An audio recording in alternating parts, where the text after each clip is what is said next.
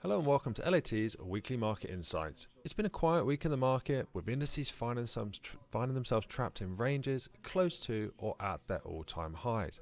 There have, however, been some moves and some volatility throughout the different asset classes. Focusing on the indices first, we saw the MSCI Asia Pacific gauge climb for the sixth day, its longest streak since January. This, with Prime Minister Suga's plans to resign, sent Japanese shares higher on expectations, but his successors may boost stimulus. As we come across to the charts, we can see the move higher here in the Nikkei. A technical move, a technical breakout. We saw a move through the trend line, through this strong resistance. A little pause at this monthly pivot point before moving higher now to this R2 pivot point, which is met alongside this strong resistance level that's in play here back from the 27th of May.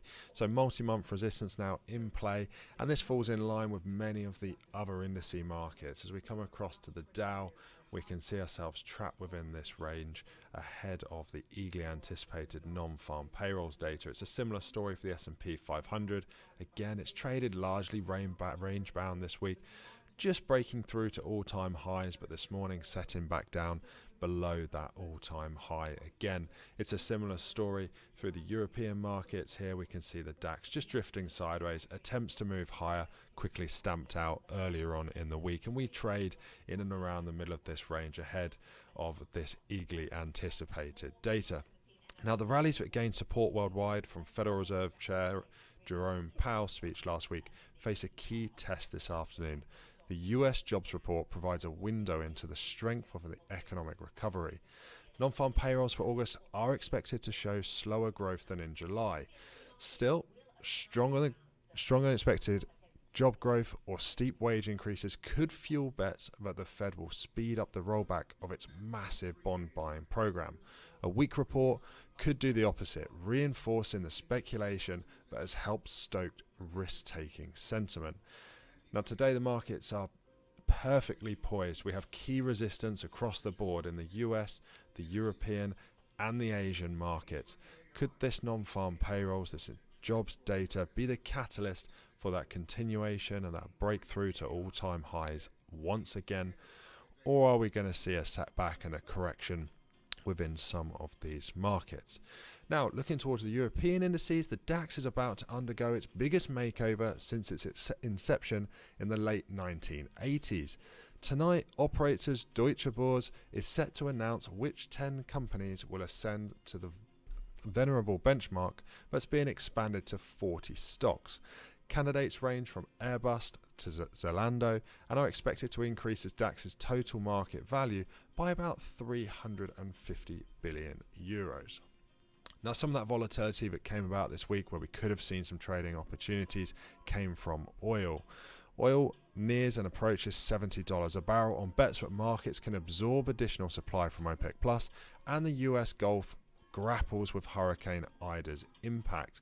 As we come across to that oil chart, we can see the channel, lovely technical channel here on the 4-hour chart, which we are approaching. But we can see the support that came in down at that $67 a barrel region, the monthly pivot point. A move through those has taken us through resistance, and now we find this key level up at that, just sat up above that $70 a barrel mark.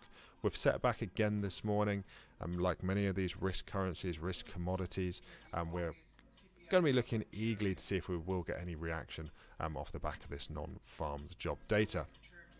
With regards to Hurricane Ida, President Joe Biden is going to go and survey the damage from Hurricane Ida today as he visits Louisiana, where hundreds of thousands of homes and businesses remain without electricity. He plans to meet with Governor John Bell Edwards and local efficiencies. Looking towards the crypto markets, it has been a bruising run for Bitcoin as it makes its way up towards that 50,000 benchmark. Again, perfect technical uptrends in play. Fibonacci is also in play. We've held below that 50,000 for now.